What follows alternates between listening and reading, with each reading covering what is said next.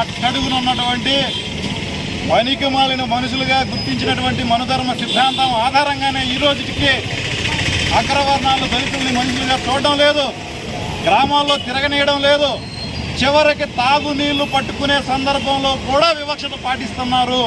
ఈ విషయాలన్నీ కూడా ఆంధ్రప్రదేశ్ వ్యవసాయ కార్మిక సంఘం, కుల వివక్ష వ్యతిరేక పోరాట సంఘం సంయుక్తంగా ఈ జిల్లాలో నిర్వహించినటువంటి సామాజిక శంఖారావం సర్వే కార్యక్రమంలో వెలుగు చూసింది. అనేక చోట్ల ప్రతిఘటన కూడా చేసినటువంటి సందర్భం జరిగింది. అయినప్పటికీ ఈరోజు అధికారులు కానీ పోలీసులు కానీ పెత్తందారులకే కొమ్ము కాస్తున్నటువంటి దుర్మార్గ పరిస్థితి ఏర్పడింది. ఇది పట్టించుకోండి అని చెప్పి అడుగుతున్నా కానీ దళితుల పక్షాన, గొంతులేనటువంటి బక్కజీవుల పక్షాన ఎవరు కానీ నిలబడుతున్నటువంటి పరిస్థితి లేదు. అంతేకాకుండా ఈరోజు ప్రభుత్వాలు వాళ్ళకి ఇవ్వాల్సినటువంటి సౌకర్యాలు కూడా ఇవ్వకుండా వివక్షత చూపిస్తూ ఉన్నాయి.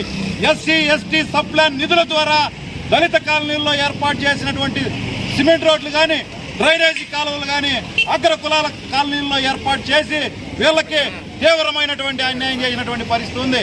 ఎప్పుడో 1980లలో మంజూరు చేసినటువంటి ప్రభుత్వ గృహాల్లోనే ఈ రోజుకి 3-4 కుటుంబాలు కాపురాలు చేస్తున్నటువంటి పరిస్థితి. వ్యక్తిగత మరుగుదొడ్లు లేక దుర్మార్గం. ఈరోజు చంద్రబాబు నాయుడు నిద్ర లేస్తే స్వచ్ఛాంధ్ర, స్వర్ణాంధ్ర అని చెప్పి మాట్లాడుతూ ఉన్నాడు. దానికోసమే నరేంద్ర మోడీ పెద్ద ఎత్తున ప్రచారాన్ని ఊరదరగొడుతున్నటువంటి పరిస్థితుల్లో దళితులకి వ్యక్తిగత మరుగుదొడ్లు లేక మహిళలు, చిన్నపిల్లలు, వృద్ధులు సైతం ఈరోజు బహిర్భూమికి వెళ్ళాలంటే సిగ్గుతో తల వంచుకోవాల్సినటువంటి పరిస్థితికి చంద్రబాబు నాయుడు సిగ్గు పడాల్సిన అవసరం లేదా? ఇక్కడ ఉన్నటువంటి పాలక వర్గాలు దాని గురించి పట్టించుకోవాల్సిన అవసరం లేదా అని చెప్పి మేము ప్రశ్నిస్తా ఉన్నాం. అంతేకాదు పుట్టకతోనే అవమానంతో వచ్చేటటువంటి దళితులు చనిపోయిన తర్వాత కూడా దానక్రియలు చేసుకోవడానికి తీవ్రమైనటువంటి అవమానాలు భరిస్తూ శ్మశానం లేక, ఉన్న ఆక్రమణలకు గురైపోయి, లేకపోతే రోడ్లు లేక, లేదంటే మా భూముల్లో దళితులను భూమిస్తారా అని చెప్పేటటువంటి నిర్బంధాలను అనుభవించాల్సినటువంటి పరిస్థితి వస్తూ ఉంది. ఈ సమస్యలు కానీ పరిష్కరించాలని చెప్పి ఈరోజు కలెక్టర్ గారికి విన్నవించడానికి వచ్చాం. శాంతియుతంగా అడుగుతాం.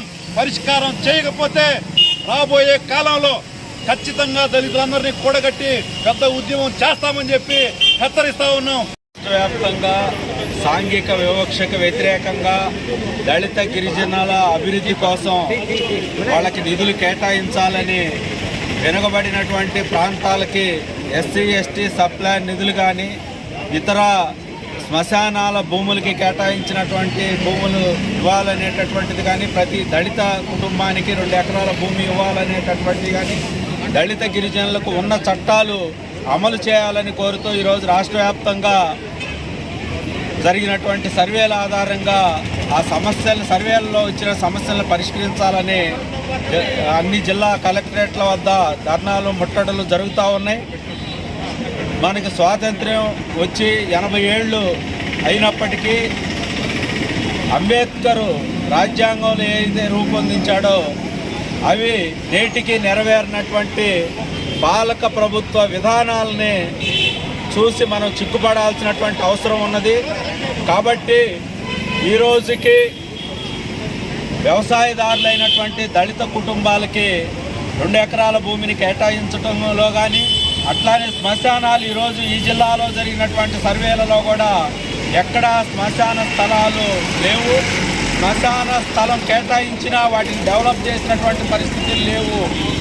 శ్మశానాలకి వాళ్ళ స్థలాలు ఇవ్వటానికి కానీ, శ్మశానాల డెవలప్మెంట్కి కానీ 1235 జీవోని పగడ్బందీగా అమలు చేయాలని, అట్లానే 2 ఎకరాల భూమిని ఇవ్వాలని, కోనేరు రంగారావు సిఫార్సులను అమలు చేయాలని, జస్టిస్ పున్నయ్య ఏ అయితే కుల వివక్ష మీద రూపొందించాడో వాటిని అమలు చేయాలని డిమాండ్ చేస్తూ ఈరోజు మన మదనపల్లి కలెక్టరేట్ వద్ద కూడా ధర్నా జరుగుతూ ఉంది. కాలనీలలో సమస్యలను గుర్తించడం కోసం దాదాపు 1 నెల రోజులుగా వ్యవసాయ కార్మిక సంఘం, కుల వివక్ష వ్యతిరేక పోరాట సంఘం 2 సంఘాల ఆధ్వర్యంలో అన్నమయ్య జిల్లాలో సుమారుగా 50 దళిత గ్రామాలను సందర్శించి ఆ గ్రామాలలో నెలకొన్న సమస్యలను మేము ఈ సందర్భంగా గుర్తించడం జరిగింది. ప్రధానంగా ఏ ఒక్క దళిత కాలనీలో తీసుకున్నా మంచినీటి సౌకర్యం తీవ్రంగా ఉంది. అట్లాగే డ్రైనేజీ వ్యవస్థ అధ్వానంగా ఉంది. వీధి లైట్ల సౌకర్యం లేదు. దీంతో పాటు దళిత కాలనీలలో ఒక వ్యక్తి చనిపోతే ఆ వ్యక్తిని పూడ్చుకోవడానికి కూడా 6 అడుగుల స్థలం లేనటువంటి దుర్మార్గమైనటువంటి పరిస్థితుల్లో దళిత కాలనీలు సమస్యలను ఎదుర్కొంటా ఉన్నారు. కాబట్టి ప్రభుత్వాలు గొప్పగా చెప్పుకుంటా ఉన్నాయి. 80 సంవత్సరాల స్వతంత్ర భారతదేశంలో దళితులకు అనేక హక్కులను కల్పించాము, అనేక చట్టాలను కల్పించాము, అనేక రకాల సౌకర్యాలను కల్పించామని చెప్పి ప్రభుత్వాలు ప్రకటనల ద్వారా ఊదరకొడుతున్నటువంటి ఈ నేపథ్యంలో అనేక రకాల దళితుల సమస్యలను ఎదుర్కొంటున్నారు. 80 సంవత్సరాల స్వతంత్ర భారతదేశంలో నేటికి కుల వివక్షతకు దళితులు గురవుతున్నారనే విషయాలను మా శంఖారావం కార్యక్రమం ద్వారా మేము గుర్తించడం జరిగింది.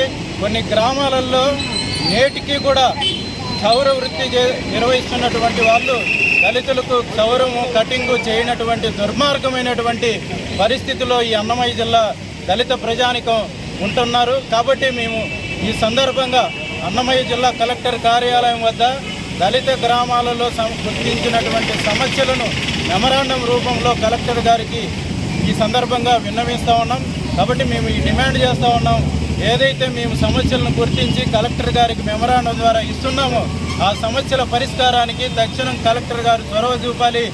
మేమైతే ఏదైతే సమస్యలను ఇస్తున్నామో ఆ సమస్యలు పరిష్కరించడానికి కలెక్టర్ కృషి చేయాలని చెప్పి డిమాండ్ చేస్తూ ఉన్నాం. ముఖ్యంగా ఈ అన్నమయ్య జిల్లాలో నెలకొన్న ఉన్నటువంటి కుల వివక్షతను రూపుమాపడానికి అధికార యంత్రాంగం కదలాలని చెప్పి మేము డిమాండ్ చేస్తూ ఉన్నాం.